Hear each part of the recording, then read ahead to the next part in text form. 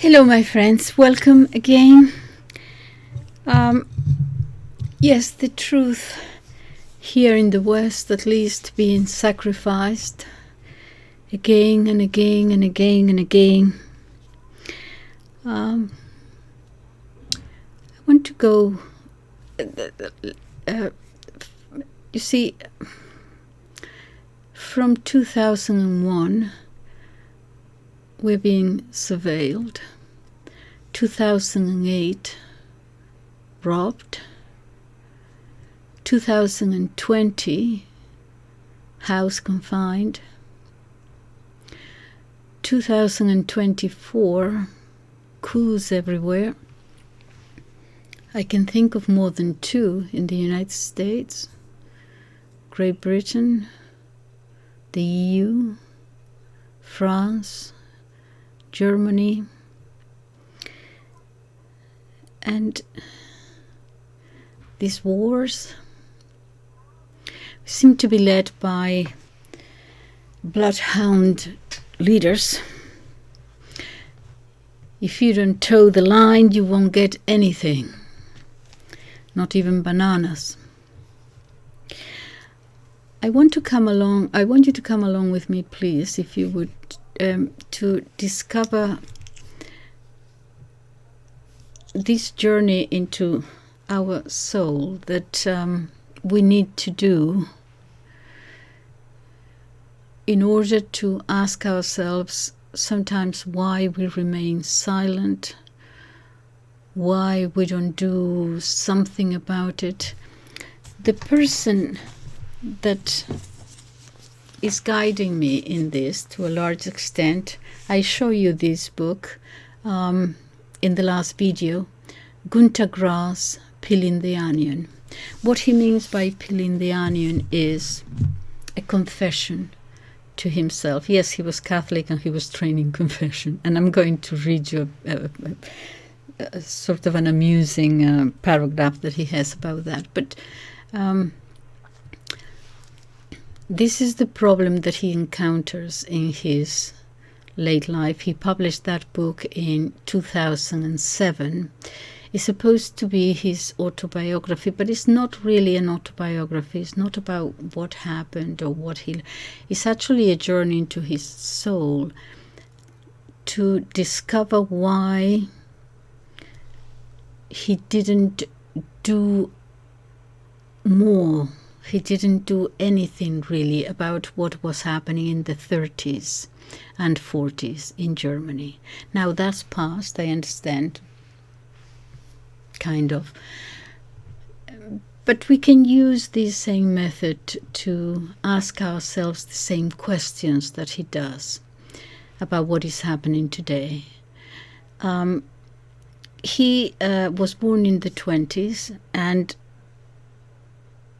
when he asked himself why, he didn't see, he didn't notice, he didn't ask questions. To say, well, you were too young, doesn't satisfy him. Yes, he was too young. Yes, when he was 9, they came to the school and they say, who wants to save the fatherland? And of course, all the boys, me, of course. But that doesn't satisfy him. He wants to go deeper. Because he says, my mother actually told me once, and this remained with me, he says, she said to me, why are they picking on the Jews? Because the haberdashery shop over there, that was owned by a Jew. And he was really kind and good to me. And he even gave me discounts sometimes when he realized that things were rather tough. And he was a good man. Why are they picking on them? That question remained with him. Now he's remembering in his old age. And he says, well, I didn't say anything. I could have asked. I could have had the courage to doubt. And then later on in his adolescence, he becomes part of the youth, the Hitler Youth, And then eventually he's a conscript in the army. And he doesn't ask questions. He says that it is for the fatherland, but did I really believe 100% that? No doubts at all. So is this journey into his soul about remaining silent? Is that because we don't see, we don't want to see? What is it? He gives the example of a young man. His nickname was, "We don't do that," as if it was one word. We don't do that. Why? Because he said, he describes him as this, a young man, his age, 15, 16, and in the training exercises with the rifles and things, he didn't agree with it, and he was there because he was a conscript like everybody else, but he would let the rifle drop from his hand on the floor. Well, the first time, the drill sergeant looked at him and said, but then he did it the next day, and the next day he would drop the rifle. "Why do you do that?" they would ask. He would ask, the sergeant, and he would say, "We don't do that." They never knew who we were. He never explained. He says he was a physically absolutely beautiful young man. He was, to look at, very, very tall, very strong, very blonde, very blue-eyed. I mean, the epitome of the Nordic race that perhaps those leaders loved so much. And he said at the same time he was very kind. He didn't mind, even though he was dropping the rifle every day, saying, "We don't do that." Nevertheless, he didn't mind shining our shoes. He didn't mind doing little favors for us. He was a kind man. He wasn't out. So he says it wasn't out of pride or arrogance. Why? What was it then? Anyway, they would punish him again and again. They would put him in isolation, and the next day he would come back and drop the rifle again. We don't do that. And then they decided to punish him by punishing everybody else in the group, so that they would turn against him. They would shorten the recreation period while they're training. They would give them less food, all kinds of things, punishing the whole group, so that they would turn against him. And they did. "Why are you doing this?" And he would just say, "We don't do that." One day he disappeared, and they never saw him again. And no one really asked what happened to him. And now in his old age, he remembers, "We don't do that." With some courage, the courage that he showed. "I didn't," he says. "Why not?" So this is what he's wondering, what he's thinking. And I share this with you if you can read this book, because it can help us a lot. Let me introduce the author first. Gunter Grass. I've heard the name. I had never really read anything by him. His most famous book is it's a book that he wrote in the 50s. That was his first bestseller, The Tin Drum. Some of you might have read it. I haven't. But I came across him because of this collection of interviews and speeches that he gave in the late 80s, very early 90s. Gunter Grass, Two States, One Nation, is about German reunification. He was against it. The case against German reunification. By that time he was very famous, very much respected intellectual scholar and so on. And no, he wasn't against it. You might think your first reaction might be, as was mine, perhaps, the West had a sort of a superior kind of complex vis-a-vis the eastern part of Germany. But that wasn't his case either. That was not his reasons. He gives his reasons very detailed. Why he didn't think it was a good idea. He didn't trust himself or his country. This is how, very short, stay with me, this is how he came to think about all this. He says, shortly before Christmas, on my way to Lübeck from Göttingen, I was changing trains in Hamburg when a young man approached me, practically cornered me, and called me a traitor to the fatherland, because he was against reunification. He left me standing there with the phrase echoing in my ears. And then, after I had more or less calmly bought myself a newspaper, he approached me again, now with no mild threat, but the statement that it was time to do away with my kind. My initial anger I managed to shake off while still on the platform, but my thoughts kept returning to the incident as I continued on to Lübeck. Traitor to the fatherland. The expression paired with the term ruthless cosmopolitan, which was used very much in the 30s, used by the ultra-right to stigmatize German leftist individuals, many of whom were Jewish anyway. He says, the fact is, I fear a Germany simplified from two states into one. I reject this simplification and would be much relieved if it did not come about. Either because we Germans finally saw the light, or because our neighbors to the east put their foot down. He goes on, then he says, in the end, we'll number 80 million.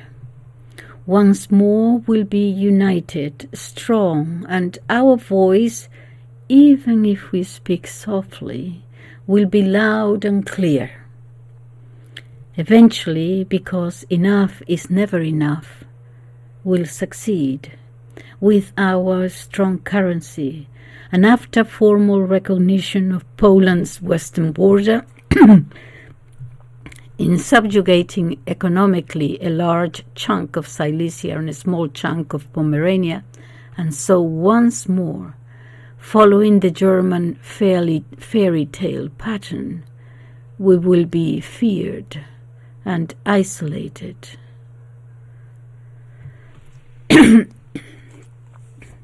I am already a traitor to this fatherland. Any fatherland of mine must be more diverse, more colorful, more neighborly. A fatherland that has grown through suffering, wiser and more open to Europe. It comes down to a choice between a nightmare and a dream. Let me get a glass of water here. Sorry about that. And then continues, and he finally says, what was it that young man in the Hamburg railroad station said? He was right. If sides must be drawn, let me be numbered among the ruthless cosmopolitans. Anyway, he goes on then to inquire about Is it guilt? He is Catholic. Is it remorse? What is it? Guilt, he says, debts can be mitigated by, ordinary debts can be mitigated by installment payments, long term as they might be. Guilt, whether proven, presumed, or concealed, remains, ticking on and holds its place, even on journeys to nowhere, and then it hibernates. And it is out of that hibernation, I would add, that you get the resentment, and then the hatred, and then the projection, self-hatred, and then the projection to others. So that is not enough. It's not enough if it remains as a sediment. You have to scrape that sediment out, off with it. Because it is not a stain to be removed, not only that, or a spill that you can wipe away easily, not if the sediment remains. So if you keep silent, then or now, if you keep silent, the temptation is great to dismiss one's own silence, or to compensate for it by invoking general guilt, obeying orders. Just follow what you're saying, what they're saying. And what's more, the silence within, where, he says, there is plenty of room for hide and seek. You need to go down deep as to why you remain silent, and that is what the book is about. Perhaps, he says, at the very end of it, all I want to hear is ego te absolvo. Because even though in his middle years he lost his faith, he says for a Catholic the transition to non-belief is often a smooth one. We don't convert into other religions, not unless, you haven't been formed in the church, in the faith. But even when you were, even if you were, you don't convert into anything else. You just become nothing, a non-believer, as it were. He says that journey, be careful, because it's very, very smooth. You don't even notice it. And then he talks, because he's talking about guilt and remorse, which is cleaning that sentiment, that sediment there. Acknowledging, confessing it, looking at it in the mirror, looking at yourself in the mirror, confronting yourself. He goes back to talk about his early memories. My first communion in the rectory of the Sacred Heart Church. I remember the list of sins to confess, which ones were venial, which ones grave, which ones mortal. Remember that? And they flowed from my lips. I was even supposed to serve as an altar boy, and I did. The bell and the censer in hand, the eye on the tabernacle and the monstrance. And yes, to this day, I can recite the introit of the Mass. That was the Mass before, Vatican II, when the Freemasons took over the Catholic Church. So he says, I can recite the introit. He says, like Mulligan at the beginning of Ulysses, the book, he says, I can whisper still, introibo ad altare Dei, while I'm shaving. He tells us some funny stories in this reminiscent journey that he's taking about a corporal. He was really a drill sergeant, training them how to use the guns and the rifles and so. But he fancied himself a philosopher, and he's rather amusing. And sometimes the way he would talk would be sort of half drill sergeant and half intellectual philosopher. And he would come out with things like, "You forgetful of being dogs, you." "You forgetful of being dogs, you." That is what he would scream at us, he says. And other things. "I will knock that essentiality out of you yet." "I'll knock the essentiality of you yet." And another one. "The sight of us," he says, "put him in mind of the facticity of a pile of shit." They reminded him of the facticity of a pile of shit. I suppose that by the time you figured out what facticity meant, you were no longer offended by the ending of the sentence. He says, through it all, what I'm finding is that I missed the opportunity to doubt, which then I had to confront in my later years.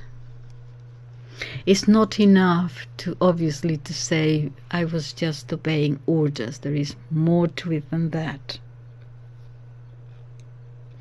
Nor does he want to now be safe and say, well, you know, on the one hand this, on the other hand that, which is the way to sort of whitewash your soul. No.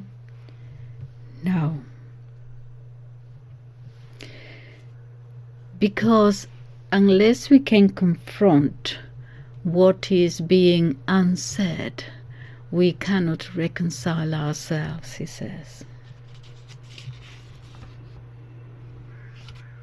And so today, I would suggest, like in his time, we cover the horrors. He says, we tended to cover the horrors of Dresden, for example, by quarreling over what happened or what didn't happen. We try today to cover the horrors of Gaza, for example, about, do you condemn October the 7th? I usually answer, I condemn October the 8th, and October the 9th, and October the 10th, and October the 11th, and today is the 25th of July. Oh, it's St. James Day. The town I was born in, Compostela in Spain, that is the main day. St. James is buried there. Big fiesta all around. Anyway, sorry, I just realized the 25th of July. Okay, so he says we cover it by quarreling about other things, trying to cover the rubble with a lot of quarreling and verbiage.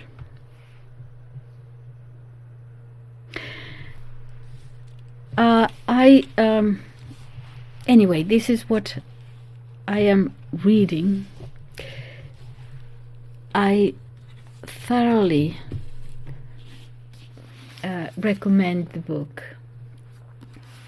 to try to help us how we can be courageous enough to look into ourselves and see why we are not confronting the Bloodhounds. that leads us these days.